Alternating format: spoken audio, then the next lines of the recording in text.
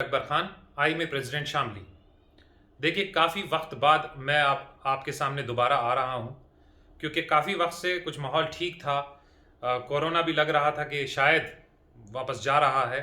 बहुत कम केसेस हो गए थे और उस ज़माने में शायद हमारी प्रिकॉशन भी कुछ ठीक सी थी और इम्यूनाइजेशन यानी वैक्सीन भी लगनी शुरू हो गई थी।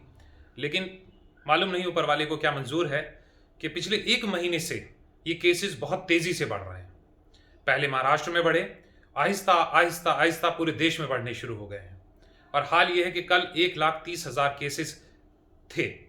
तो ये इतनी तेजी से केसेस बढ़ रहे हैं और इतनी तेजी से ये रेट तो पहले भी नहीं था। तो अब हमें बहुत सारी चीजों के लिए सोचना है, समझना है और दोबारा से स्ट्रेटजी अपनानी है। मेरा मकसद सिर्फ इतना है कि देखिए, जो लापरवाही हो रही थी वो हो रही थी, उसके बाद जो रिजल्ट था, कोरोना कम हो रहा था, वो अलग बात है, लेकिन अब बढ़ रहा है।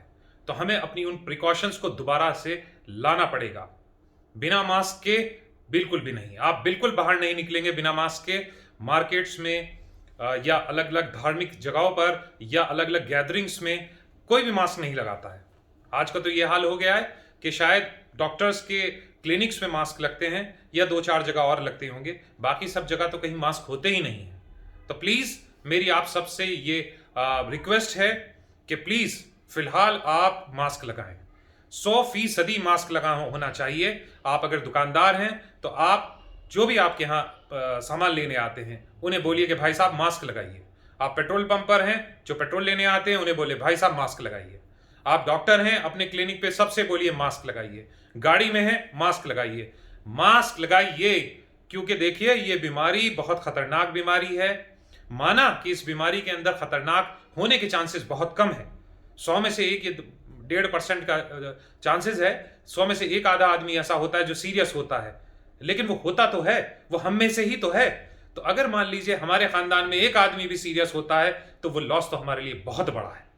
तो प्लीज ये मत सोचिए कि मेरा क्या बिगड़ेगा, मेरा तो पिछले 1 साल में नहीं बिगड़ा।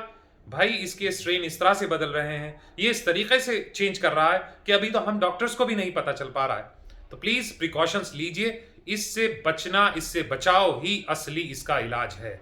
और फिलहाल इस दौर में, इस वक्त में प्लीज आप एक दूसरे को फैलाएं, जितना जल्दी हो सके ये बात सबको बताएं कि भाई मास्क लगाना शुरू कर दें, सोशल डिस्टेंसिंग शुरू कर दें, गैदरिंग्स बंद कर दें और प्रिकॉशंस लें और ऊपर वाले से दुआ करें कि वो इस बीमारी से हम लोगों को बचाए।